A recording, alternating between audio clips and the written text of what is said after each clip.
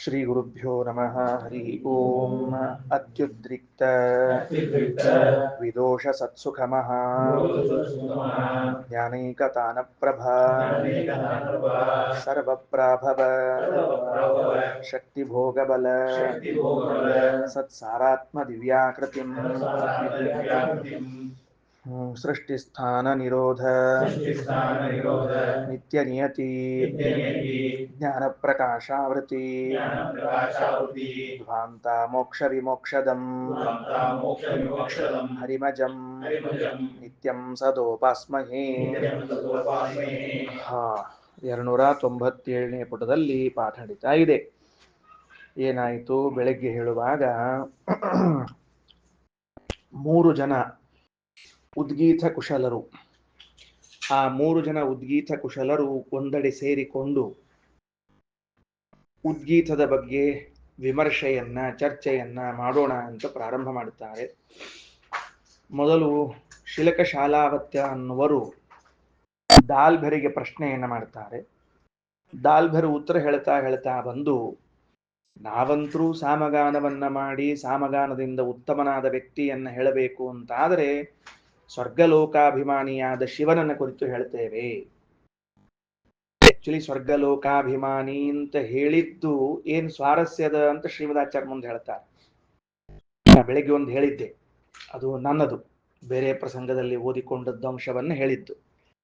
ಶ್ರೀಮದಾಚಾರ್ಯರು ಈ ಶಬ್ದಗಳನ್ನ ಎರಡೆರಡು ರೀತಿಯಿಂದ ದೇವತೆಗಳಲ್ಲಿ ಸಮನ್ವಯ ಮಾಡ್ಲಿಕ್ಕತ್ತಾರೆ. ಉದಾಹರಣೆಗೆ ಸಾಮ ಅನ್ನೋ ಶಬ್ದವನ್ನ ಅಗ್ನಿಯಲ್ಲಿ, ಸ್ವರ ಅನ್ನುವ ಶಬ್ದವನ್ನ ವರುಣನಲ್ಲಿ ಎರಡೆರಡು ರೀತಿಯಿಂದ ಹೇಳ್ತಾರೆ. ಒಂದು, ಅಭಿಮಾನಿಗಳಾಗಿದ್ದಾರಾದ್ದರಿಂದ. ಎರಡನೇದ್ದು, ಯೌಗಿಕವಾಗಿ ಆ ಶಬ್ದಗಳು ಅವರನ್ನ ಹೇಳುತ್ತವೆ ಆದ್ದರಿಂದ. ಎರಡೂ ಹೇಳ್ತೀನಿ. ಈಗ ಮುಂದೆ ಹೋಗೋಣ ಅಂತ. ಏನಾಯ್ತು? ಹೀಗೆ ಚರ್ಚೆಯನ್ನ ಮಾಡಿದಾಗ ಅವರು ಶಿಲಕ ಶಾಲಾವತ್ಯ ಅಂತಾರ, ದಾಲ್ಭೆರೆ ನೀವು ಹೇಳಿದ್ದು ತಪ್ಪು, ನೀವು ಹಂಗೆ ಹೇಳಬಾರ್ದು. ರುದ್ರದೇವರನ್ನ ಕುರಿತು ನೀವು ಸಾಮಗಾನವನ್ನ ಮಾಡ್ತೀರಿ ಅಂತಂದ್ರೆ ನಿಮ್ಮ ದೃಷ್ಟಿಯಲ್ಲಿ ರುದ್ರದೇವರೇ ಸರ್ವೋತ್ತಮ ವ್ಯಕ್ತಿಗಳಾಗಿ ಬಿಟ್ರು. ಹಾಗಿಲ್ವಲ್ಲ, ಅದಕ್ಕೂ ಉತ್ತಮರಾದ ವ್ಯಕ್ತಿಗಳಿದ್ದಾರಲ್ಲ. ಯಾರವರು? ಬ್ರಹ್ಮದೇವರು. ಆ ಬ್ರಹ್ಮದೇವರನ್ನ ಕುರಿತು ಮಾಡಬೇಕು ಅಂತ ಹೇಳಿದಾಗ ಅಲ್ಲಿ ಕುಳಿತ ಪ್ರವಾಹನ ಜೈಬಿಲೆ ಅಂತಾರ, ನೀವಿಬ್ಬರೂ ಹೇಳಿದ್ದು ತಪ್ಪೇ. ಯಾಕೆ? ಅದಕ್ಕೂ ಮೇಲೊಬ್ಬರಿದ್ದಾರೆ. ಯಾರವರಿದ್ದಾರ? ನಾರಾಯಣ ಇದ್ದಾನಲ್ಲ ಸರ್ವೋತ್ತಮನಾದವನು, ಅವನನ್ನ ಮೀರಿಸುವಂತಹ ಮತ್ತೊಬ್ಬ ವ್ಯಕ್ತಿ ಇಲ್ಲ. ಇಷ್ಟು ವಿಚಾರವನ್ನ ತಗೊಂಡ್ರು. ಅದಕ್ಕೆ ಆ ನಾರಾಯಣನ ಬಗ್ಗೆ ಹೇಳುವುದು ಮುಂದಿನ ವಾಕ್ಯದಲ್ಲಿ, ಇಲ್ಲಿಲ್ಲ. ಮುಂದಿನ ವಾಕ್ಯದಲ್ಲದ ನಾರಾಯಣನಿಗೆ ಆಕಾಶ ಅಂತ ಕರೀತಾರ. ಯಾಕ ಏನು ಅಂತ ಬಹಳ ದೀರ್ಘ ಚರ್ಚಾದ ಮಾಡುವಂತೆ. ಈ ಸದ್ಯಕ್ಕೆ ಇದಕ್ಕೆ ಭಾಷ್ಯವನ್ನು ಓದ್ತಾ ಇರುವಾಗ ಬೆಳಿಗ್ಗೆ ಇತಿ ನಿವೃತ್ತೆ ಅನ್ನುವ ಗ್ರಂಥದ ವಿವರಣೆಯನ್ನು ಕೊಟ್ಟಿತ್ತು 297ನೇ ಪುಟದ ಕೆಳಗಡೆ ಭಾಗದಲ್ಲಿ. ಅಗ್ನೇಹೆ ನೋಡ್ರಿ, ಇದು ಎಲ್ಲ ಪ್ರಮಾಣಗಳನ್ನು ಕೊಡ್ತಿದ್ದಾರೆ ಶ್ರೀಮದಾಚಾರ್ಯರು. ಅಗ್ನೇಹೇ ವಾಗಾತ್ಮಕತ್ವಾತ್ ಉದಕಾತ್ಮಕತ್ವಾತ್ ಸ್ವರಸ್ಯ, ಇವೆರಡಕ್ಕೂ ಅರ್ಥ ಹೇಳಿದ್ದೀನಿ. ಅಗ್ನಿಯು ವಾಗೀಂದ್ರಿಯಕ್ಕೆ ಅಭಿಮಾನಿಗಳಾದದ್ದರಿಂದ, ವಾಗೀಂದ್ರಿಯದಿಂದಲೇ ಸಾಮವನ್ನ ಉಚ್ಚರಿಸಬೇಕಾದದ್ದರಿಂದ ಸಾಮಕ್ಕೂ ಅವರ ಅಭಿಮಾನಿಗಳಾದರು. ಇಲ್ಲಿ ಸಾಮ ಮಾತ್ರ ತಗೊಂಡದ್ಯಾಕ? ಪ್ರಸಂಗ ಅದರದದ ಅಂತ, ಉಳಿದದ್ದ ಅಲ್ಲ ಅಂತ ಹೇಳಿಕತ್ತಿಲ್ಲ. ಇನ್ನ ಸ್ವರ, ಸ್ವರ ಇದು ನೀರಿಗೆ ಸಂಬಂಧಪಟ್ಟದ್ದು. ಅದಕ್ಕೆ ಉದಾತ್ಮಕತ್ವಾತ್ ಸ್ವರಸ್ಯ ಅಂತ ಹೇಳಿದ್ದಾನೆ. ಅರ್ಥ ಆಯ್ತಾ? ಉದಾತ್ಮಕತ್ವಾತ್ ಸ್ವರಸ್ಯ ಅಂತ ತಿಳ್ಕೊಂಡು ಹೇಳಿ. ಅಂದ್ರೆ ನಾನು ಬೆಳಗ್ಗೆ ಹೇಳಿದ್ದೀನಿ, ವೇದೇಶ ತೀರ್ಥ ಬರೀತಾರ, ಸ್ವರಸ್ಯ ವರ್ಣವ್ಯಂಜಕ ಧ್ವನೇಹೇ ಉದಕಾತ್ಮಕತ್ವಾತ್ ತಾಲ್ವಾದಿಸ್ಥ ಉದಕಜನ್ಯತ್ವಾತ್ ವರ್ಣಸ್ಯ ಉದಕಾಭಿಮಾನಿತ್ವಾತ್ ವರುಣಸ್ವರಾತ್ಮಕ ಅಂತ ಬರೀತಾರೆ ವೇದೇಶ ತೀರ್ಥರು.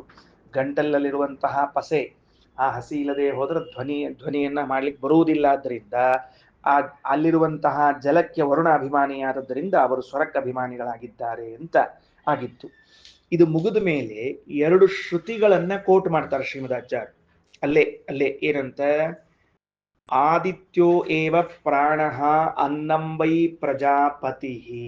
297ನೇ ಪುಟದ ಕೆಳಭಾಗದಲ್ಲಿ ಇದೆ. ಇನ್ನು ಅಲ್ಲಿ ಓದ್ತಾ ಇದ್ದೀವಿ ನಾವು. ಮುಂದಿನ ಪೇಜ್ ನಂಬರ್ ನಾ ಪಾಠದ ಹೇಳಿಲ್ಲ. ಆದಿತ್ಯ ಏವ ಪ್ರಾಣಃ ಅನ್ನಂ ವೈ ಪ್ರಜಾಪತಿ. ಶ್ರುತಿ ಹೇಳ್ತದ ಆ ಸೂರ್ಯನನ್ನೇ ಪ್ರಾಣ ಎಂದು ತಿಳಿಯಿರಿ, ಅನ್ನವನ್ನ ಪ್ರಜಾಪತಿ ಎಂದು ತಿಳಿರಿ. ಪ್ರಜಾಪತಿ ಅಂದ್ರೆ ದಕ್ಷ ಪ್ರಜಾಪತಿ, ಅವರನ್ನ ತಿಳಿಬೇಕು ಅಂತ. ಆಪ ಏವ ಇಂದ್ರ ದ್ಯೌರ್ವಾವ ರುದ್ರ. ಆಪಹ ಅಂತನ್ನೋ ಶಬ್ದಕ್ಕೆ ನೀರು, ನೀರಿಗೆ ಯಾರು ಇಂದ್ರ ಅಂತ ತಿಳ್ಕೊಳ್ರಿ. ದೇವ್ಹು ಅಂದ್ರೆ ಸ್ವರ್ಗ, ಅದಕ್ಕೆ ಯಾರು ಅಂತ ತಿಳ್ಕೋಬೇಕು, ರುದ್ರಹ ಅಂತ ತಿಳಿದುಕೊಳ್ಳಬೇಕು. ಸರಿ ಆಯ್ತಾ? ವಿಷಯ ಇಷ್ಟು ಗೊತ್ತಾಯ್ತಾ? ಇಲ್ಲಿ ಶ್ರೀಮದಾಚಾರ್ಯರು ತಮಗೆ ಯಾವ ದೇವತೆ ಚಂದ ಅನಿಸ್ತಾನೆ ಆ ದೇವತೆಯನ್ನ ಹೇಳ್ತಿಲ್ಲ. ನನಗೆ ಈ ದೇವತೆ ಇಲ್ಲಿ ಹೇಳಿದ ಚಂದ ಅನಿಸ್ತದ, ಅದಕ್ಕೆ ಇವನ್ ಹೇಳೋಣ ಅಥವಾ ಇನ್ಯಾರನ್ನೋ ಹೇಳೋಣ ಅಂತ ಹೇಳ್ತಿಲ್ಲ ಶ್ರೀಮದಾಚಾರ್ಯರು.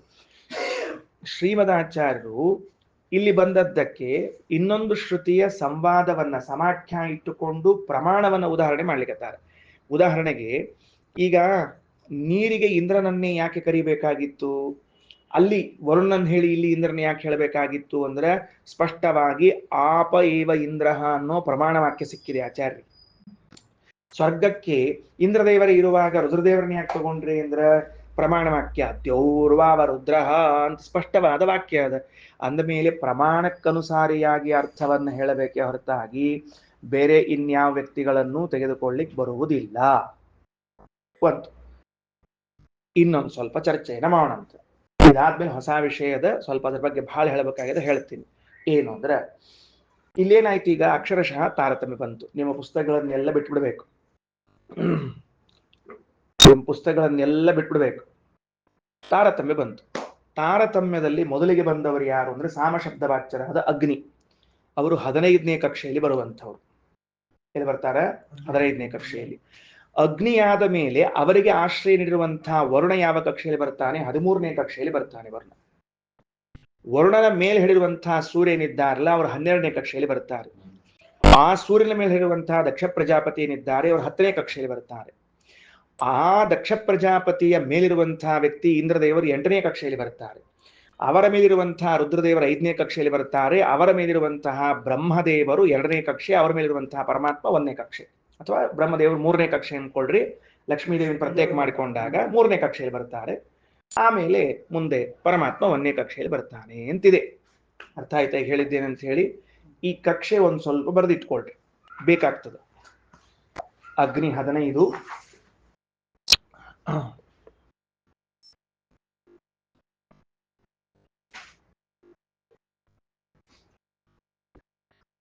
ಅಗ್ನಿ 15 ಆತು, ವರುಣ 13,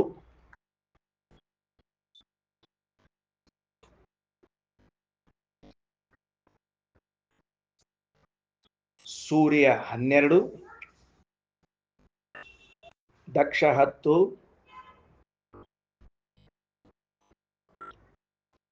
ಇಂದ್ರ 8, ಶಿವ 5,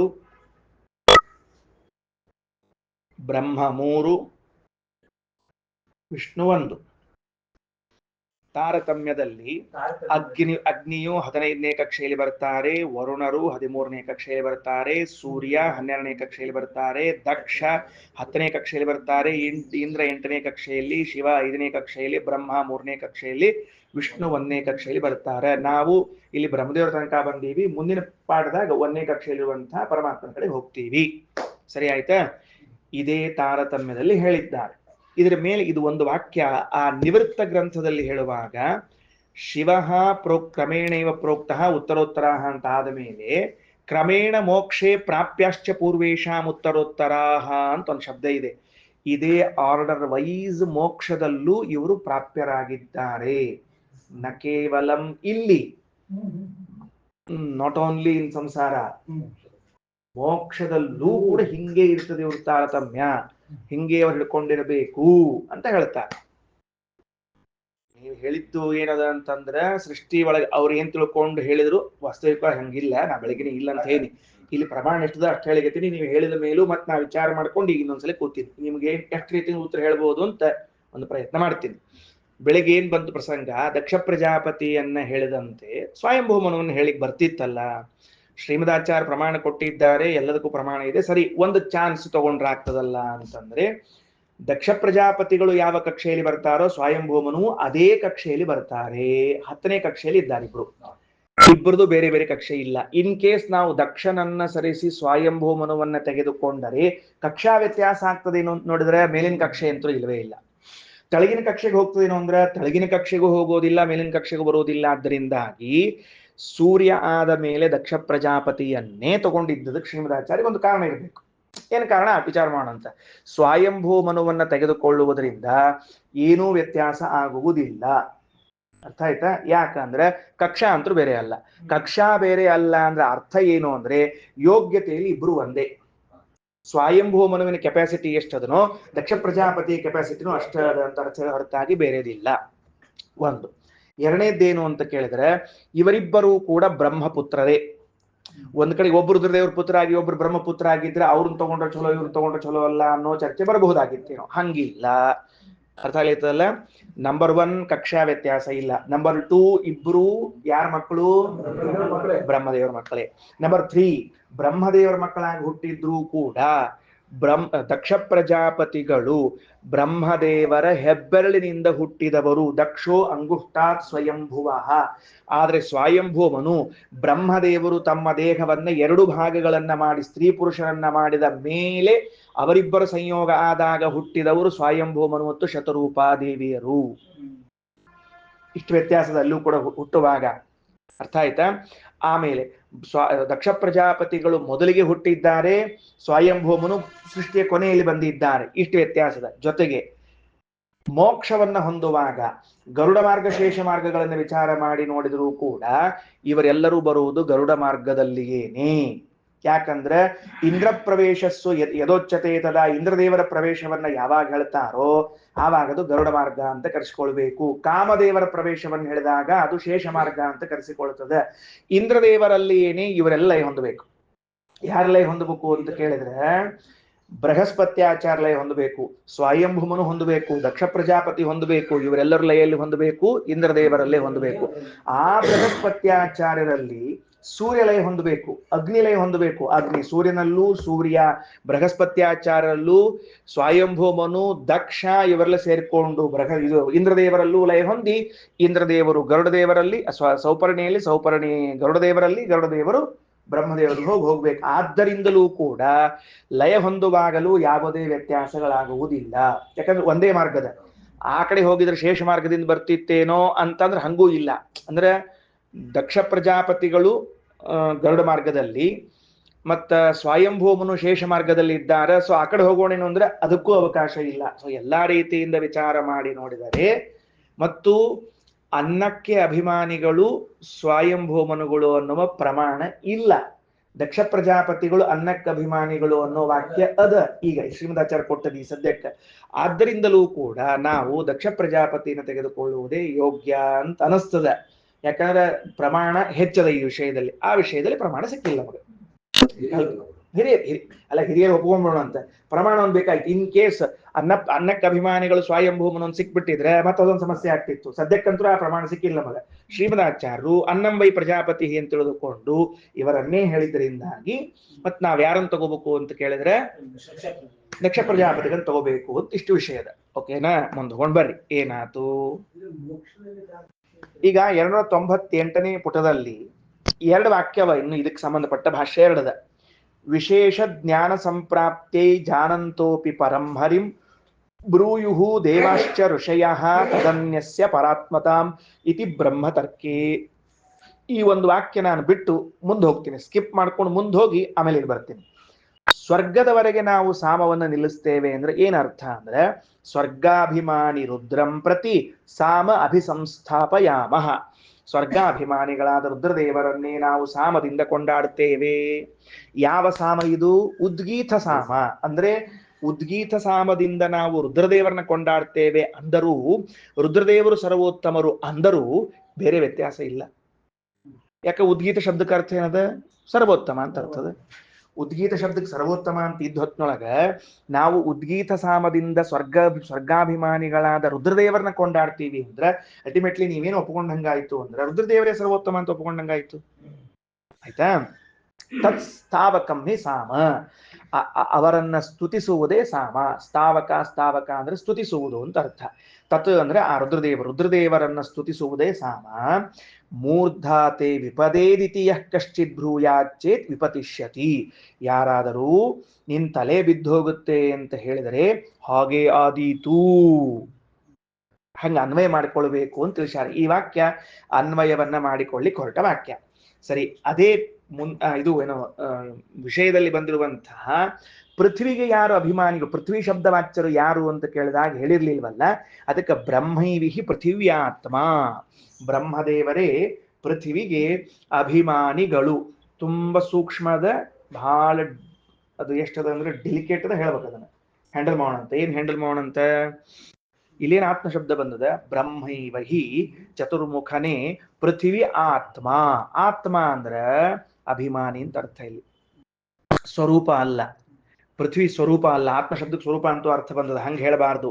ಬ್ರಹ್ಮದೇವರೇ ಪೃಥ್ವಿಗೆ ಅಭಿಮಾನಿಗಳಾಗಿದ್ದಾರೆ. ಅಲ್ರಿ ಹಿಂಗ್ಯಾಕೆ ಹೇಳಿದ್ರಿ? ಆತ್ಮ ಶಬ್ದಕ್ಕೆ ಅಭಿಮಾನಿ ಅಂತ ಯಾಕೆ ಮಾಡಿದ್ರಿ ಅಂದ್ರೆ, ಇಲ್ಲಿ ಎಲ್ಲ ಹಿಂದಿನ ಪ್ರಕರಣವನ್ನು ನೋಡಿದಾಗ ಸ್ವರ್ಗಕ್ಕೆ ಅಭಿಮಾನಿಗಳು ರುದ್ರದೇವರು, ನೀರಿಗೆ ಅಭಿಮಾನಿಗಳು ಇಂದ್ರದೇವರು, ಅನ್ನಕ್ಕೆ ಅಭಿಮಾನಿ ದಕ್ಷ ಪ್ರಜಾಪತಿ, ಸ್ವರಕ್ಕೆ ಅಭಿಮಾನಿ ವರುಣ, ಹಿಂಗ ಅಭಿಮಾನಿತ್ವ ಹೇಳ್ಕೋತ ಬಂದದ್ರಿಂದಾಗಿ ಇಲ್ಲಿಯೂ ಕೂಡ ಪೃಥ್ವಿಗೆ ಅಭಿಮಾನಿಯಾದವರು. ಅಲ್ಲಿ ಹೆಂಗದ ಅಂದ್ರೆ ಶಬ್ದ ಬಹಳ ಚಂದದ. ಅಲ್ಲಿ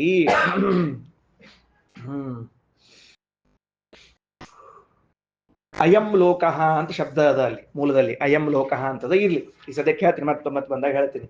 ಪೃಥ್ವಿ ಅಭಿಮಾನಿಗಳು ಯಾರು ಅಂದ್ರೆ ಬ್ರಹ್ಮದೇವರು. ಸರಿನಾ?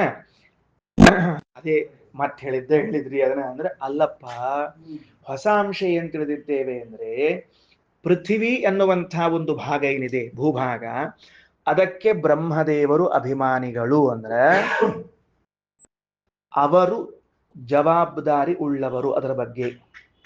ಇನ್ ಕೇಸ್ ಪೃಥ್ವಿಗೆ ಏನ್ರ ಆದ್ರೆ ಯಾರು ನೋಡ್ಕೋಬೇಕು ಅಂದ್ರೆ, ಅದಕ್ಕೆ ಭೂದೇವಿ ಯಾರ ಕಡೆ ಹೋಗಿ ಪ್ರಾರ್ಥನಾ ಮಾಡ್ಕೊಂಡ್ಲು? ಬ್ರಹ್ಮದೇವ್ರ ಕಡೆಗೆ. ಯಾಕ? ನನ್ನ ಮೇಲೆ ಭಾರ ಬಹಳ ಆಗ್ಯದ, ಇಳಿಸ್ಬರ್ರಿ ಅಂತ ಯಾರ ಕಡೆ ಹೋಗಿ ಕೇಳಿದ್ಲಕ್ಕಿ? ರುದ್ರದೇವ್ರ ಕಡೆ ಕೇಳಲಿಲ್ಲ, ಗರುಡದೇವ್ರ ಕಡೆ ಕೇಳಲಿಲ್ಲ, ಶೇಷದೇವ್ರ ಕಡೆ ಕೇಳಲಿಲ್ಲ. ಯಾಕೆ ಅಲ್ಲೇ ಹೋಗಿ ಕೇಳ್ಬೇಕಾಯಿತು ಅಂತ ನಾವ್ ಯಾರು ಎಂದೂ ಆಲೋಚನೆಯನ್ನ ಮಾಡ್ಲೇ ಇಲ್ಲ. ಶ್ರೀಮದಾಚಾರ್ಯ ಅಂದ್ರು, ಇಲ್ಲದ ಅಲ್ಲಿ ನೋಡ್ರಿ, ಪ್ರತಿ ಬಾರಿ ಭೂಮಿಯ ಮೇಲೆ ಏನೇ ಸಮಸ್ಯೆ ಬಂದಾಗಲೂ ಕೂಡ ಹೋಗೋದು ಬ್ರಹ್ಮದೇವ್ರು ಹಿಡ್ಕೊಳ್ಳೋದು. ಎಲ್ಲಾರು ಬ್ರಹ್ಮದೇವ್ರ ಸ್ವಲ್ಪ ಸಮಸ್ಯೆ ಪರಿಹಾರ ಮಾಡ್ತೀನಿ ಅಲ್ರೋ, ನೀವ ಇದ್ದಿರಲ್ಲ, ನಾವಿದ್ದೀವಿ, ನಮ್ದು ಅಭಿಮಾನಿ ಅಲ್ಲೇ ಇಲ್ಲ, ಅದಕ್ಕೆ ನೀವ ಅದಕ್ಕೆ. ಗೊತ್ತಾಯ್ತಾ ಈಗ? ಹಾ, ಎಷ್ಟು ಮಹತ್ವದ ನೋಡ್ರಿ ಬ್ರಹ್ಮನ್ ಜವಾಬ್ದಾರಿ. ಸ್ವರ್ಗಕ್ಕೇನ್ರ ಸಮಸ್ಯೆ ಆದ್ರೆ ಎಲ್ಲಾರು ರುದ್ರದೇವ್ರ ಬೆನ್ನ ಹತ್ತಾರ. ದೇವತೆಗಳಿಗೆ ಏನಾದ್ರು ಅವ್ರಿಗೆ ಸ್ವಂತ ಸಮಸ್ಯೆ ಬಂದ್ರೆ ರುದ್ರದೇವ್ರ ಬೆನ್ನ ಹತ್ತಾರ ಎಲ್ಲಾರು ಕೂಡ್ಕೊಂಡು. ಯಾಕಂದ್ರೆ ನಿಮ್ ಜವಾಬ್ದಾರಿ ಇದು. ಎಷ್ಟು ವಿಶಿಷ್ಟದ ನೋಡ್ರಿ ವಿಚಾರಗಳೆಲ್ಲ. ಬಹಳ ಬಹಳ ದೊಡ್ಡದು, ಬಹಳ ದೊಡ್ಡದು. ಪರಮಾತ್ಮ ಹಿಂಗ ಮಾಡಿಟ್ಟಾನ ಅಂತ ತಿಳ್ಕೊಂಡು ನೋಡ್ರಿ, ವೇದದೊಳಗೆ ಹಿಂಗೆಲ್ಲ ಸಿಕ್ಕಾಕೊಂಡಾವ ಅಂತ ಪುರಾಣದಾಗ ಹಂಗೆಲ್ಲ ಕಥೆ ಹೇಳ್ತಿರ್ತಾರ, ಗೊತ್ತಾಗಂಗಿಲ್ಲ ನಮಗದು. ಧರಾದೇವಿ ಗೋರೂಪ ತಗೊಂಡ್ಲು, ಧಡಲ್ಲ ಬ್ರಹ್ಮದೇವ್ರ ಮನೆಗೆ ಹೋದ್ರು. ಇಲ್ಯಾಕ್ ಬಂತ ಹೇಳ್ದಪ್ಪವ್ವ ಅಂತ ಕೇಳಿದ್ರು. ಹಂಗೇರಿ ಇಲ್ರಿ, ಕೇಳಿದಾಗ ಕೇಳಿ ಬರೋದೇ ಇಲ್ಲ. ಅಲ್ಲಿ ಬಾ, ನಾನೇ ಇದ್ದೀನಿ, ಬಾ ಸಮಸ್ಯೆ ಪರಿಹಾರ ಮಾಡುವ ಅಂತ ತಿಳ್ಕೊಂಡು ಹೇಳಿದ್ರು. ಸಮಸ್ಯೆ ಪರಿಹಾರ ಮಾಡ್ಬೇಕಾಗಿದೆ, ತಾವ್ ಹೋಗೋಂಗಿಲ್ರಿ. ಕೆಲವೊಮ್ಮೆ ಹಂಗಾಗಿರ್ತ ನೋಡ್ರಿ, ಅವ್ರ ಮಡಿದ್ ಕೂತ್ ಬಿಟ್ಟಿರ್ತಾರೆ, ಎದ್ದು ಹೋಗೋ ಹಂಗಿರಂಗಿಲ್ಲ. ಉದರ್ತಾರಲ್ಲ ಹೆಂಡತಿಗೆ ಏನ ಅಂತ ಹಿಂಗಂತಾರಲ್ಲ, ಹಂಗ ಅದಕ್ಕೆ ತಾವು ಮಡಿಲಿ ಇದ್ರು ಅಂತ ಪರಮಾತ್ಮನ್ ಕೊಟ್ಟು ಕಳ್ಸಿದ್ರು. ಅಪ್ಪ ನೀವ್ ಹೋಗಿ ಬಾಪ ಮಹಾರಾಜ ಅಂತ ತಿಳ್ಕೊಂಡು ಹೇಳಿ. ಯಾಕ? ಅವ್ರ ಅವತಾರ ಮಾಡೋಂಗ ಇದ್ದಿದ್ದಿಲ್ಲ.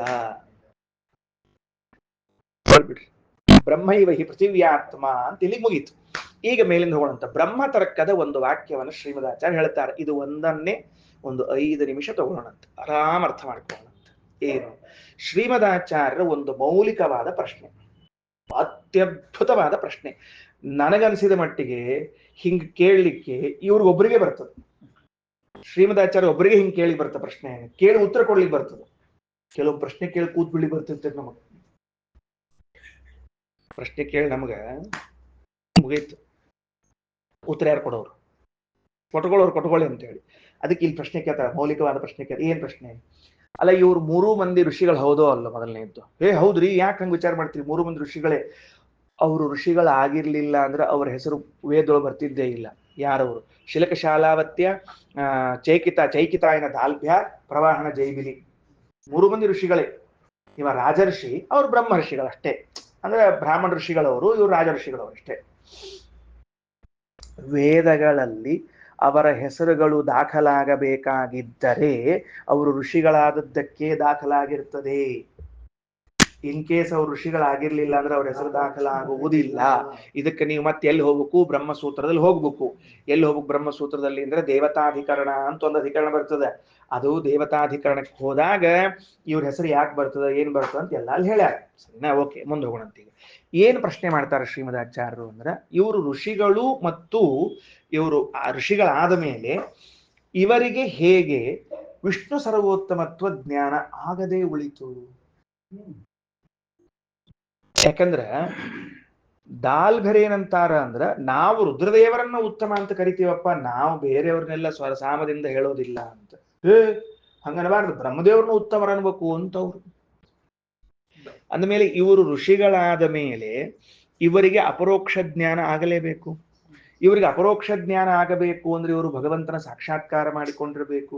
ವಿಷ್ಣು ಸಾಕ್ಷಾತ್ಕಾರ ಮಾಡಿಕೊಳ್ಬೇಕಾದ್ರೆ ಇವರಿಗೆ ವಿಷ್ಣು ಸರ್ವೋತ್ತಮತ್ವ ಜ್ಞಾನ ಇರಬೇಕು.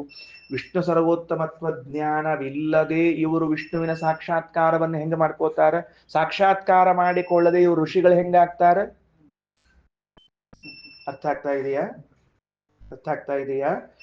ಒಂದು ವೇಳೆ ವಸಿಷ್ಠರು ಅಂತ ಋಷಿಗಳಿದ್ದಾರೆ, ಆ ವಸಿಷ್ಠರೆಂಬುವಂತಹ ಋಷಿಗಳು ಇಂಥ ಮಂತ್ರದ್ರಷ್ಟಾರರು, ಇವರು ಅಪರೋಕ್ಷ ಜ್ಞಾನಿಗಳು ಅಂತ ಹೇಳಬೇಕಾದ್ರೆ ಒಂದು ನೆನಪಿಟ್ಟುಕೊಳ್ರಿ, ಅಪರೋಕ್ಷ ಜ್ಞಾನವಾಗದೇ ಇದು ಋಷಿಗಳಾಗಬಹುದೇನೋ ಅಂತ ಯಾರಾದರೂ ಅಡ್ಡ ಪ್ರಶ್ನೆ ತೆಗೆದ್ರೆ ಸರ್ವಾತ್ಮನ ಸಾಧ್ಯವಿಲ್ಲ.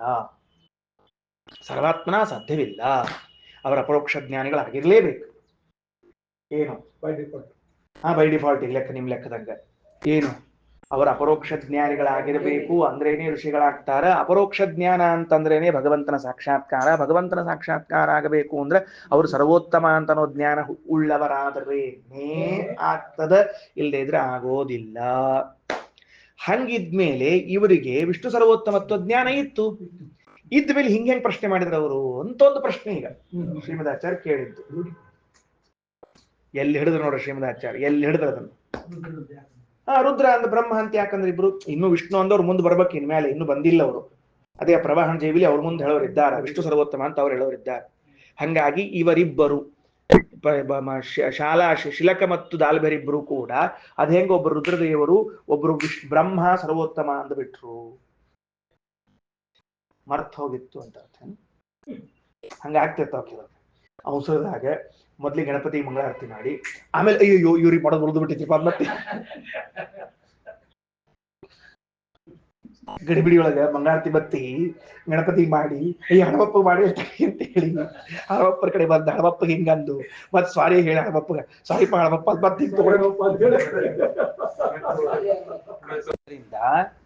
ಹೇಗೆ ಅವರು ಸರ್ವೋತ್ತಮ ಅಂತ ತಿಳಿದಿದ್ರೆ ತಾನೇ ಹಿಂಗೆಲ್ಲ ಆಗ್ಲಿಕ್ಕೆ ಬರ್ತದೆ. ಮತ್ತೆ ಸರ್ವೋತ್ತಮ ಅಂತ ತಿಳಿದಿದ್ದಿಲ್ವೇ ಅಂತಂದ್ರೆ ಉತ್ತರವನ್ನು ಕೊಡ್ತಾರೆ. ವಿಶೇಷ ಜ್ಞಾನ ಸಂಪ್ರಾಪ್ತಿ ಜಾನಂತೋಪಿ ಪರಂ ಹರಿಂ ಹರಿಂ ಪರಂ ಇತಿ ಜಾನಂತೋಪಿ. ಭಗವಂತನ ಸರ್ವೋತ್ತಮ ಎಂದು ತಿಳಿದಿದ್ದರೂ ಕೂಡ ಬ್ರೂಯುಹು ದೇವಾಹ ಋಷಯ ತದನ್ಯಸ್ಯ ಪರಾತ್ಮತಾಂ. ಈಗ ಒಂದೊಂದು ಹೇಳೋಣಂತ. ಋಷಯ ದೇವಾಶ್ಚ, ಋಷಿಗಳಾಗಿರಬಹುದು ಅಥವಾ ದೇವತೆಗಳಾಗಿರಬಹುದು. ಹರಿಂ ಪರಂ ಇತಿ ಜಾನಂತೋಪಿ, ಭಗವಂತನು ಸರ್ವೋತ್ತನೆಂದು ತಿಳಿದಿದ್ರೂ ಕೂಡ ವಿಶೇಷ ಜ್ಞಾನ ಸಂಪ್ರಾಪ್ತಿ, ಹೆಚ್ಚಿನ ಜ್ಞಾನ ಸಂಪಾದನೆ ಮಾಡಬೇಕು ಎಂಬ ಉದ್ದೇಶದಿಂದ ಅನ್ಯಸ್ಯ, ಭಗವಂತನನ್ನು ಬಿಟ್ಟು ಉಳಿದವರನ್ನ ಪರಾತ್ಮತಾಂ, ಸರ್ವೋತ್ತಮತ್ವವನ್ನು ಬ್ರೂಯುಹು ಹೇಳುತ್ತಾರೆ. ಅಂದ್ರ ಯಾಕ ದೇವತೆಗಳಾಗ್ಲಿ ಋಷಿಗಳಾಗ್ಲಿ ಉಳಿದವರು ಸರ್ವೋತ್ತಮತ್ವ ಹೇಳ್ತಾರೆ ಅಂದ್ರೆ, ಹಂಗೆ ಹೇಳಿದ ಕೂಡಲೇ ಚರ್ಚಾ ಪ್ರಾರಂಭ ಆಗ್ತದ. ಚರ್ಚಾ ಪ್ರಾರಂಭ ಆದ ಕೂಡಲೇ ಭಗವಂತನ ವಿಷಯದಲ್ಲಿ ಇನ್ನೂ ಹೆಚ್ಚಿನ ತಿಳುವಳಿಕೆ ಉಂಟಾಗ್ತದ. ಅದರ ಲೋಭದಿಂದಾಗಿ ಹಿಂಗ ಪ್ರಶ್ನೆ ಮಾಡ್ತಾರ ಹೊರತಾಗಿ ಅವರಿಗೆ ಗೊತ್ತಿರಂಗಿಲ್ಲ ಅಂತ ಮಾತ್ರ ಭಾವಿಸಬೇಡ್ರಿ. ವಿಶೇಷ ಜ್ಞಾನ ಸಂಪ್ರಾಪ್ತಿ ಬಹಳ ಅದ್ಭುತ ಇದು. ಏನು ವಿಶೇಷವಾದ ಜ್ಞಾನ ಸಂಪ್ರಾಪ್ತಿಯಾಗಲಿ ಅಂತನ್ನುವುದಕ್ಕಾಗಿ ಸ್ವತಃ ವಿಷ್ಣು ಸರ್ವೋತ್ತಮತ್ವ ಜ್ಞಾನ ಅವರಿಗಿದ್ರೂ ಕೂಡ ಅವರು ಪ್ರಶ್ನೆ ಅಂದ್ರೆ ಏನು, ಉಳಿದವರ ಸರ್ವೋತ್ತಮತ್ವವನ್ನು ಹೇಳ್ತಾರೆ. ಯಾಕೆ ಉಳಿದ ದೇವತೆಗಳ ಸರ್ವೋತ್ತಮತ್ವ ಹೇಳ್ತಾರೆ ಅಂದ್ರೆ ಅವ್ರಿಗೆ ಗೊತ್ತಿಲ್ಲ ಅಂತಲ್ಲ, ಅಲ್ಲೊಂದು ವ್ಯವಸ್ಥೆ ಆಗ್ಬೇಕು, ಮಾತಾಡ್ಬೇಕು, ಹೇಳ್ಬೇಕು, ಚರ್ಚೆ ಆಗ್ಬೇಕು. ಅವಾಗ ಚರ್ಚೆ ಆದ ಕೂಡಲೇ ಏನಾಗ್ತದೆ, ಹೊಸ ಹೊಸ ಅಂಶಗಳೆಲ್ಲ ಬರ್ಲಿಕ್ಕೆ ಶುರು ಆಗ್ತಾವ. ಇದರ ಬಗ್ಗೆ ಒಂದೆರಡು ಮಾತು ಏನು ಅಂತಂದ್ರೆ, ಈ ಪ್ರಶ್ನೆಯಿಂದ ಮಾಡಿದ್ರು ಅವರ ಅಪರೋಕ್ಷ ಜ್ಞಾನಿಗಳ ಹೌದು ಅಲ್ಲೋ, ಅವರಿಗೆ ಸರ್ವೋತ್ತಮತ್ವ ಜ್ಞಾನ ಇತ್ತೋ ಇಲ್ವೋ ಅಂದ್ರೆ ಅವಶ್ಯವಾಗಿ ಅವರಿಗೆ ವಿಷ್ಣು ಸರ್ವೋತ್ತಮತ್ವ ಜ್ಞಾನ ಇತ್ತು. ಇದ್ದ ಮೇಲೂ ಈ ಪ್ರಶ್ನೆಯನ್ನು ಹೇಗೆ ಕೇಳಿದ್ರು ಅನ್ನೋದಕ್ಕೆ ಬ್ರಹ್ಮತರ್ಕದ ವಾಕ್ಯವನ್ನು ಹೇಳ್ತಾರೆ ಆಚಾರ್ಯರು. ವಿಶೇಷ ಜ್ಞಾನ ಸಂಪ್ರಾಪ್ತಿ ಜಾನಂತೋಪಿ ಪರಂ ಹರಿಂ ಬ್ರೂಯುಹು ದೇವಾಶ್ಚ ಋಷಯಃ ತದನ್ಯಸ್ಯ ಪರಾತ್ಮಕ. ಅವರಿಗೆ ವಿಷ್ಣು ಸರ್ವೋತ್ತಮತ್ವ ಜ್ಞಾನವಿದ್ದರೂ ಕೂಡ ಯಾಕೆ ಕೇಳ್ತಾರೆ, ಇನ್ನೊಬ್ಬರು ದೊಡ್ಡವರು ಅಂತ ಯಾಕಂತಾರೆ ಅಂದ್ರೆ ಭಗವಂತನ ವಿಷಯದಲ್ಲಿ ಹೆಚ್ಚಿನ ಜ್ಞಾನ ಆಗಲಿ ಅನ್ನೋ ಉದ್ದೇಶ. 236ನೇ ಪುಟದಲ್ಲಿ ಐತರೇಯ ಉಪನಿಷತ್ತಿನ ಭಾಷ್ಯದಲ್ಲಿ ಇದೇ ತರಹದ ಪ್ರಶ್ನೆಯನ್ನ ಮಹಾಲಕ್ಷ್ಮಿ ಮಾಡ್ತಾರೆ. ಮಹಾಲಕ್ಷ್ಮಿ ಮಹಿದಾಸ ಐತರೇಯನನ್ನು ಕುರಿತು ಪ್ರಶ್ನೆ ಮಾಡ್ತಾರೆ. ಅದಕ್ಕೆ ಶ್ರೀರಾಚಾರ್ಯ ಉತ್ತರ ಕೊಟ್ಟಾರೆ ಏನಂತ, ಜ್ಞಾನಂತ್ಯ ಅಪಿ ದೇವ್ಯ ಲೋಕಾನುಗ್ರಹಾರ್ಥಂ ವಿಶೇಷ ಜ್ಞಾನಾರ್ಥಂ ಚ ಕೋಯಮಾತ್ಮೇತಿ ಕೃಷ್ಣಸ್ಥ ಭಗವಾನ್. ಆಗಲೇ ಹೇಳಿದೆ ಆ ಪೇಜ್ ನಂಬರ್ ತೆಗೆದು ತಿಳ್ಕೊಂಡು ಹೇಳಿ. 236ನೇ ಪುಟದ ಕೆಳಭಾಗದಲ್ಲಿ ಫಸ್ಟ್ ಸೆಂಟೆನ್ಸ್ ಜ್ಞಾನಂತ್ಯ ಅಪಿ ಅಂತ ಲಾಸ್ಟ್ ಪ್ಯಾರಾಗ್ರಾಫ್. ಸರಿನಾ? ಹಾಗಾಗಿ ಮಹಾಲಕ್ಷ್ಮಿಯೂ ಕೂಡ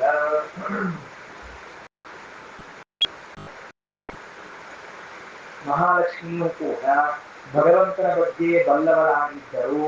ಪ್ರಶ್ನೆ ಏನೇನ್ ಮಾಡಿದ್ದಾರೆ,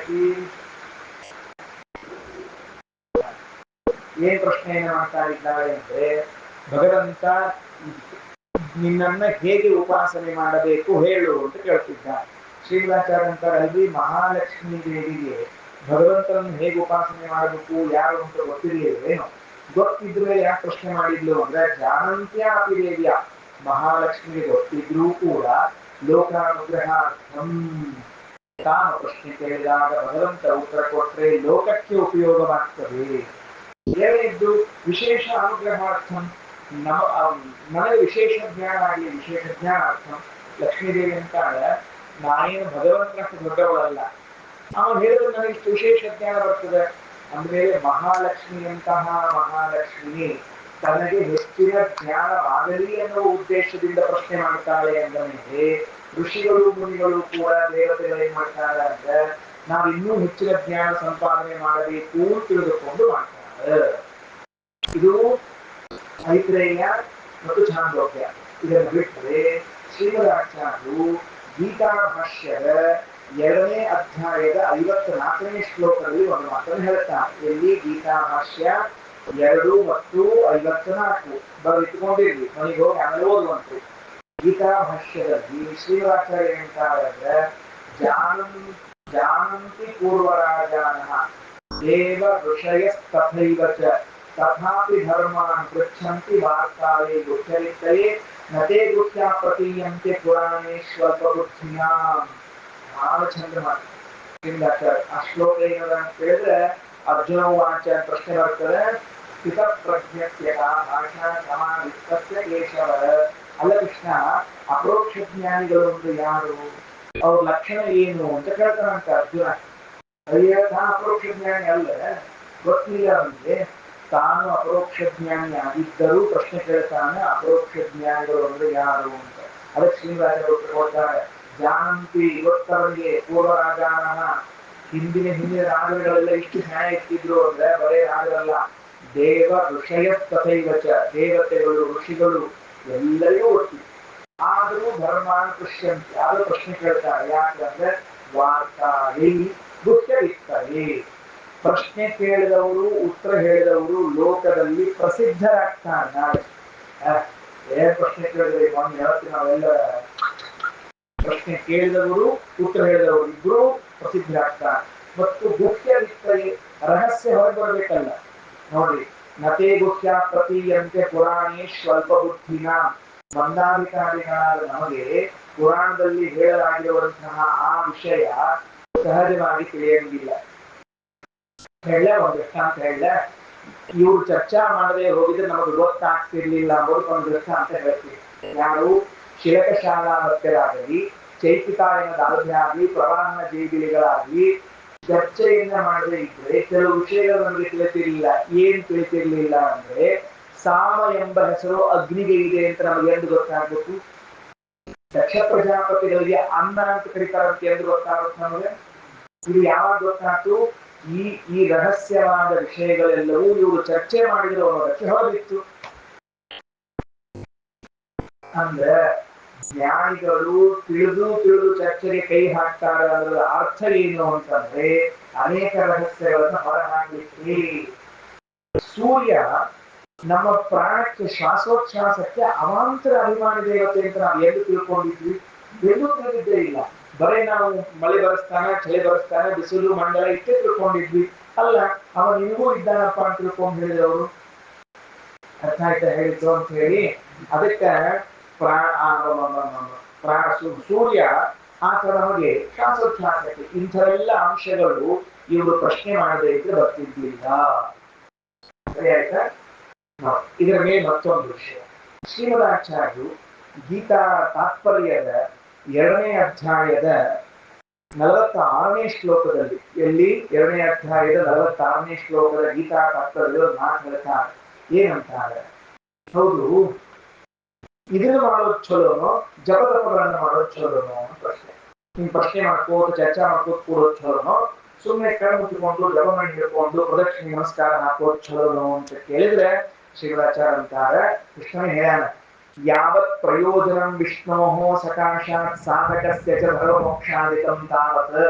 ನಾವು ಜಪ ತಪ ಅನುಷ್ಠಾನ ಯಜ್ಞ ಯಾಗ ಇವುಗಳನ್ನ ಮಾಡಿ ಭಗವಂತನಿಂದ ಧರ್ಮ ಅರ್ಥ ಕಾಮ ಮೋಕ್ಷಗಳನ್ನ ಪಡೆಯುವುದಾಗಿದ್ದರೆ ಇದಕ್ಕೆ ಸಮಾನವಾದ ಫಲ ನಿಮಗೆಲ್ಲಾದ್ರೂ ಸಿಗಬೇಕು ಅಂತಿದ್ರೆ ವೇದಾರ್ಥಗಳ ಚರ್ಚೆಯನ್ನ ಮಾಡ್ರಿ.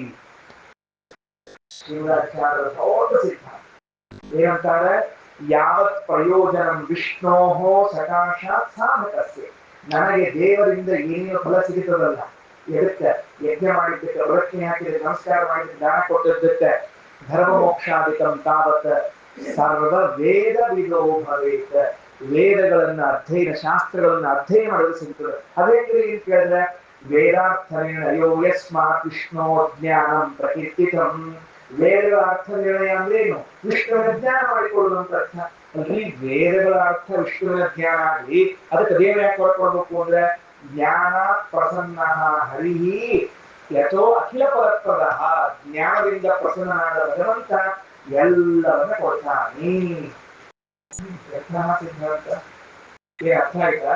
ಶ್ರೀಮದಾಚಾರ್ಯ ಏನ್ ಹೇಳಿ ಕೊಡ್ತಾರ ಅಂದ್ರೆ, ನೋಡಪ್ಪ, ಅವ ಇಡೀ ಭರತಖಂಡದಲ್ಲಿ ತೀರ್ಥಯಾತ್ರೆ ಮಾಡಿಕೊಂಡು ಬಂದ, ಎಲ್ಲಾ ಯಜ್ಞ ಮಾಡಿದ, ಎಲ್ಲಾ ದಾನ ಮಾಡಿದ, ಗೊತ್ತಾಗ ಅವನ್ನೆಲ್ಲ ಮಾಡಿದಾಗ ಅವ ಪ್ರಸನ್ನನಾಗಿ ಅವನಿಗೆ ಹೊರ ಕೊಡ್ತಾನಲ್ಲ. ಇದಕ್ಕೆ ಸಮಾನವಾದದ್ದು ನಿನಗೇನಾದ್ರೂ ಬೇಕಾಗಿದ್ರೆ ಮನೆಯಾಗ ಗ್ರಂಥ ಹಿಡ್ಕೋ, ಪುಸ್ತಕ ಹಿಡ್ಕೋ, ವೇದಗಳನ್ನು ಓದು, ವೇದಾರ್ಥಗಳನ್ನು ನಿರ್ಧಾರ ಮಾಡಿಕೋ, ಅದರಿಂದ ವಿಷ್ಣುವಿನ ಜ್ಞಾನ ಆಯ್ತು ಅಂದ್ರೆ ಇದಕ್ಕೆ ಪ್ರಸನ್ನನಾದ ಭಗವಂತ ಅವರಷ್ಟು ಶ್ರಮ ಪಟ್ಟವ್ರಿಗೆ ಏನ್ ಕೊಟ್ಟಾನಲ್ಲ ಅಷ್ಟು ನಿನಗೆ ಕೊಟ್ಟಾನ. ಅಂದ ಮೇಲೆ ಈ ತಿಳುವಳಿಕೆ ಅವರಿಗೆ ಇದ್ದುದರಿಂದ ಶಿರಕಶಾಲಾವತ್ಯ ದಾಲ್ಭ್ಯ ಪ್ರವಾಹನ ಜೀವಿಗಳು ಏನ್ ಮಾಡ್ಲಿಕ್ಕಾರ ಅಂತಂದ್ರೆ ಒಂದ್ ಕಡೆ ಕುತ್ಕೊಂಡು ಚರ್ಚಾ ಮಾಡ್ಲಿಕ್ಕಾರ. ಏನ್ ಚರ್ಚಾ ಮಾಡ್ಲಿಕ್ಕಾರ? ವಿಷ್ಣು ಸರ್ವೋತ್ತಮನು, ಶಿವ ಸರ್ವೋತ್ತಮನು, ಬ್ರಹ್ಮ ಸರ್ವೋತ್ತಮ, 3 ಮಂದಿ ಇದ್ದಾರೆ. ಅವ್ರು 3 ಮಂದಿ ಸರ್ವೋತ್ತಮ ಚರ್ಚಾ ಮಾಡ್ಲಿಕ್ಕಾರ. ಚರ್ಚಾ ಮಾಡೋ ಕಾಲಕ್ಕೆ ಏನ್ ಬರ್ತದೆ? ಒಳಗೆ ಹೋಗೋಣ, ಸ್ವಲ್ಪ ಮತ್ತೊಂದು ಆಳಕ್ಕೆ ಹೋಗೋಣ ಅಂತ. ಏನ್ ಒಳಗೆ ಹೋಗೋಣ? ಚರ್ಚಾ ಮಾಡೋದ್ರಿಂದ ಏನ್ ಲಾಭ ಆಗ್ತದೆ ಅಂತಂದ್ರೆ 2 ಅಂಶ ಬರ್ತದೆ. ಹಿಂದಿನವರು ಹೇಳಿದ ಅಂಶವನ್ನ ನಿರಾಕರಣೆ ಮಾಡಿ ತಾವೊಂದು ಹೊಸ ಅಂಶವನ್ನ ಸ್ಥಾಪನೆ ಮಾಡುವುದು ಬರ್ತದೆ. ಗೊತ್ತಾಯ್ತಾ? ಈಶಾವಾಸ್ಯೋಪನಿಷತ್ತಿನ ಭಾಷ್ಯದಲ್ಲಿ, ಈಶಾವಾಸ್ಯೋಪನಿಷತ್ತಿನಲ್ಲಿ ಶ್ರೀರಾಚಾರ್ಯ ಹೇಳ್ತಾರೆ, ಇನ್ನೊಬ್ಬರು ಏನು ಹೇಳಿದ್ದ ಅಂಶ ಇದೆಯಲ್ಲ, ಒಂದು ವೇಳೆ ಅದು ತಪ್ಪಿತ್ತು ಅಂತ ಆದ್ರೆ ಇಟ್ಕೊಳ್ಳಿ. ಈ ಉದಾಹರಣೆಗೆ ಅದ್ವೈತ ದರ್ಶನವೋ ವಿಶಿಷ್ಟಾದ್ವೈತ ದರ್ಶನವೋ ಏನೋ ಹೇಳಿದ್ರೆ ಅದು ತಪ್ಪು ಅಂತ ನಾವು ನಿರಾಕರಣೆ ಮಾಡ್ತೀವಿ. ಮಾಡಬೇಕು ಬೇಡ ಹೋದ್ರೆ ಮಾಡಬೇಕು, ಅದರಿಂದ ವಿಶಿಷ್ಟವಾದ ಫಲ ಅದ. ಏನ್ ಫಲ ಅದ ಅಂತ ಕೇಳಿದ್ರೆ ಮೋಕ್ಷ. ಇದು 2 ದಳ. 2 ದಳ ಅಂದ್ರೆ ಏನು? ತುಳಸಿ 2 ದಳ ಇರ್ತದೆ, ಕೆಳದಳ ದಳ. ಹಂಗ ಮೋಕ್ಷದಲ್ಲಿ 2 ದಳಗಳವ. ಯಾವ 2 ದಳಗಳವ ಅಂದ್ರೆ ಒಂದು ಅನಿಷ್ಟ ನಿವೃತ್ತಿ, ಇನ್ನೊಂದು ಇಷ್ಟ ಪ್ರಾಪ್ತಿ ಅಂತ. ಗೊತ್ತಾಯ್ತಾ? ಏನು? ಅನಿಷ್ಟ ನಿವೃತ್ತಿ ಇಷ್ಟ ಪ್ರಾಪ್ತಿ ಅಂತ ಹೇಳಿದ್ದಾಗ ನಾವು ಪರಮತಗಳನ್ನು ನಿರಾಕರಿಸಿದಾಗ ನಮಗೆ ಇದ್ದ ಅನಿಷ್ಟಗಳು ಹೋಗ್ತದೆ. ಸ್ವಸಿದ್ಧಾಂತವನ್ನು ಅಡಾಪ್ಟ್ ಮಾಡಿಕೊಂಡಾಗ ಇಷ್ಟಪ್ರಾಪ್ತಿಯಾಗುತ್ತದೆ. ಎರಡು ದಳಗಳಿಂದ ಕೂಡಿದ ಮೋಕ್ಷವಿದ್ರಿಂದ ಚರ್ಚೆ ಮಾಡೋ ಕಾಲಕ್ಕ ಅದಲ್ಲ ಇದು ಇದಲ್ಲ ಅದು ಅಂತ ಹಿಂಗ ಅನ್ಕೊಂಡಿದ್ರಿ ಅಂದ್ರೆ ಆಗೇನಾಗ್ತದೆ, ಅನಿಷ್ಟ ನಿವೃತ್ತಿ ಪೂರ್ವಕ ವಿಶಿಷ್ಟವಾದ ಫಲ ಸಿಗ್ತದೆ. ಈ ತಿಳುವಳಿಕೆ ಇರುವಂತಹ ಋಷಿಗಳು ತಾವು ಚರ್ಚೆ ಮಾಡ್ಲಿಕ್ಕೆ ಕೂತಾಗ ಒಬ್ಬರು ಬೇಕು ಅಂತ ಪೂರ್ವಪಕ್ಷವನ್ನು ತಗೊಂಡ್ಬಂದು, ಇಲ್ಲ ನಾವು ಸಾಮದಿಂದ ರುದ್ರದೇವರನ್ನೇ ಹೇಳ್ತೀವಿ, ಅಲ್ಲೋ ಬ್ರಹ್ಮದೇವರು ಅನುವಾದ ಹೆಂಗ ವಿಷ್ಣು ಹಿಂದಿನ ಪಕ್ಷಗಳನ್ನು ನಿರಾಕರಣೆ ಮಾಡಿ ಮುಂದಿನ ಪಕ್ಷಕ್ಕೆ ಬರ್ತಿದ್ದಾನೆ ಅಂದ್ರೆ ಆಗ ಈ ಅನಿಷ್ಟ ನಿವೃತ್ತಿಯನ್ನ ಮಾಡಿಕೊಳ್ತಾ ಇದ್ದಾರೆ. ಎಷ್ಟು ವಿಷಯಗಳಿದೆ, ಮುಗಿಲಿಲ್ಲ. ಇದೇ ಆಚಾರ್ಯ ಗೀತಾ ಭಾಷೆಯ 10ನೇ ಅಧ್ಯಾಯದ ಕೊನೆಯಲ್ಲಿ ಒಂದು ಪ್ರಶ್ನೆಯನ್ನು ಕೇಳ್ತಾರೆ. ಹಂಗಾರೆ ಮತ್ತೆ ಹಿಂದಿಂದು ಅಲ್ಲ ಅಂತ ಹೇಳಿದ್ರೆ ಹೇಳಿಕ್ಕೆ ಯಾಕೆ ಹೋದ್ರೆ ಮತ್ತೆ ಸುಳ್ಳು ಸರಳ.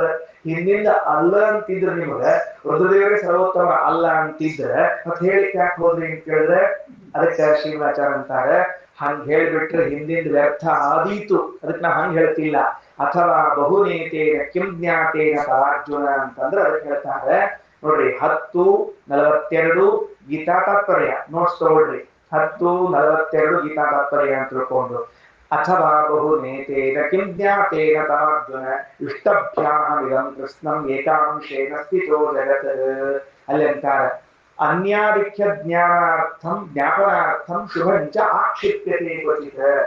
ಹೇಳಿದ ವಿಷಯ ಚಲೋ ಇದ್ರೂ ಸಹಿತ ಇದಕ್ಕಿಂತ ಹೆಚ್ಚಿನ ವಿಷಯ ತಿಳ್ಕೊಳ್ಳಿಕ್ಕೆ ಹಿಂದಿನ ಮೇಲೆ ಆಕ್ಷೇಪವನ್ನು ಮಾಡ್ತಿರ್ತಾರೆ. ಗೊತ್ತಾಯ್ತಾ? ಅನ್ಯ ಆಧಿಕ್ಯ ಜ್ಞಾಪನಾರ್ಥ, ರುದ್ರದೇವರಿಗಿಂತ ಬ್ರಹ್ಮದೇವರು ಅಧಿಕರು ತಿಳಿಸ್ಬೇಕಾಗಿತ್ತು ನಾವು, ಅದಕ್ಕೆ ಹಿಂದಿಂದ ನಿರಾಕರಣೆ ಮಾಡ್ತೀವಿ. ಅಲ್ರಿ ಮತ್ತೆ ಹಿಂದಿನ ನಿರಾಕರಣೆಯನ್ನು ಬಿಡ್ತೀವಿ ಅಂದ್ರೆ ಅಲ್ಲ ನತಾವತಾಸ್ಯ ನಿಂದ್ಯತ್ವಂ ಜ್ಞೇಯಂ. ಅದ್ರ ನಿಂದ್ಯ ಅಂತ ತಿಳಿಬಾರ್ದಕ್ಕೆ ಏನಾಗ್ತದ, ಅನ್ಯವರಿಷ್ಠತ, ಇನ್ನೊಬ್ರು ಶ್ರೇಷ್ಠ ಅನ್ನೋ ತಾತ್ಪರ್ಯದ ಹೊರತಾಗಿ ಇವರ ನಿಂದಿಸಬೇಕು ಅಂತಿಲ್ಲ. ಮತ್ ನಾವ್ ಈಗೇನ್ ಮಾಡ್ಬೇಕು ಅಂದ್ರೆ ಉಭಯಂ ಮಿಲಿತಂ ಚೈವ ತಥೋಪ್ಯಧಿಕ ಶೋಭನಂ, ಎರಡನ್ನೂ ಸೇರಿಸಿಕೊಂಡು ಹೇಳಿದಾಗ ಇನ್ನೂ ಹೆಚ್ಚಿನ ಸುಂದರವಾದ ಜ್ಞಾನ ಆಗ್ತದೆ ನಮಗ. ಹೆಂಗ ನೋಡಪ್ಪ, ಸಾಮದಿಂದ ನಾವು ಉದ್ಗೀತ ಸಾಮದಿಂದ ರುದ್ರದೇವರು ಶ್ರೇಷ್ಠ ಅಂತ ಹೇಳಿ ಅಲ್ಲ, ಬ್ರಹ್ಮದೇವರು ಅಲ್ಲ, ವಿಷ್ಣು ಅಂತ ಹೇಳಿದಾಗ ಕೂಡಿಸಿಕೊಳ್ಳ್ರಿ ಅಂತ. ಎಲ್ಲಾ ದೇವತೆಗಳಿಗಿಂತ ರುದ್ರದೇವರು ಉತ್ತಮರು, ಅಂತಹ ರುದ್ರದೇವರಿಗಿಂತಲೂ ಚತುರ್ಮುಖ ಬ್ರಹ್ಮ ಉತ್ತಮ, ಎಲ್ಲರಿಗಿಂತ ವಿಷ್ಣು ಸರ್ವೋತ್ತಮ ಅಂತ ಹೇಳಿದಾಗ ಒಂದು ಜ್ಞಾನ ಎಷ್ಟು ಚಂದ ಆಯ್ತು. ಇದಕ್ಕೋಸ್ಕರ ಹೇಳ್ತಾರೆ ಹೊರತಾಗಿ ಯಾವುದೇ ಕಾರಣಕ್ಕೂ ನಿಂದಿಸಬೇಕು ಅಂತ ಹೇಳುವುದಿಲ್ಲ. ಒಂದು ವೇಳೆ ನಿಂದಿಸಲೇಬೇಕಾಗಿದ್ದರೆ ಹೇಳುವ ಅವಶ್ಯಕತೆ ಇರ್ತಿದ್ದಿಲ್ಲ, ವ್ಯರ್ಥ ಅದು. ಅನ್ಯಥೋಕ್ತಿಯೇ ವೈಯರ್ಥ್ಯಾತ. ಆಮೇಲೆ ಜ್ಞಾನಿಗಳು ವೇದಗಳು ವೈಯರ್ಥ್ಯವಾದದ್ದನ್ನು ಹೇಳುವುದಿಲ್ಲ. ಆದ್ದರಿಂದ ಅವರು ಹೇಳಿದ್ದಕ್ಕೆ ಕಾರಣ ಅದನ್ನು ಮುಂದಿನದನ್ನು ಜೋಡಿಸಿಕೊಂಡಾಗ ಬಹಳ ಚಂದ ಜ್ಞಾನ ಆಗ್ತದ ಅನ್ನೋದು ತಿಳ್ಕೊಳ್ರಿ. ಇಷ್ಟೆಲ್ಲವೂ ಈ ಬ್ರಹ್ಮತರ್ಕದ ವಾಕ್ಯದ ಹಿನ್ನೆಲೆಯಲ್ಲಿ ವಿಶೇಷ ಜ್ಞಾನ ಸಂಪ್ರಾಪ್ತಿ ಜಾನಂತೋಪಿ ಪರಂ ಹರಿಂ ಬ್ರೂಯುಹು ದೇವಾಶ್ಚ ವಿಷಯ ತದನ್ನಸ್ಯ ಪರಾತ್ಮಃ ಅಂತ ತಿಳಿಸಿಕೊಟ್ಟಿದ್ದಾರೆ. ಇನ್ನು ಮುಂದೆ ಅಸ್ಯ ಲೋಕಸ್ಯ ಕಾಗತಿ ಆಕಾಶ ಇತಿ ಹೋವಾಚ ಸರ್ವಾಣಿ ಹವಾ ಇಮಾನಿ ಭೂತಾನಿ ಆಕಾಶಾದೇವ ಸಮುತ್ಪದ್ಯಂತೆ ಆಕಾಶಂ ಪ್ರತಿ ಅಸ್ತಮ್ಯಂತಿ ಆಕಾಶೋ ಏವ ಏಭ್ಯೋ ಜಾಯಾನ್ ಆಕಾಶ ಪರಾಯಣಂ ಸಯೇಷ ಪರೋಪರಿಯ ಮುದ್ದಿತ ಸಯೇಷೋ ಅನಂತಃ ಅಂತ ಪ್ರಾರಂಭ ಆಗ್ತದೆ. ನಾವು ನೋಡೋಣ. ಶ್ರೀಕೃಷ್ಣಾರ್ಪಣಮಸ್ತು.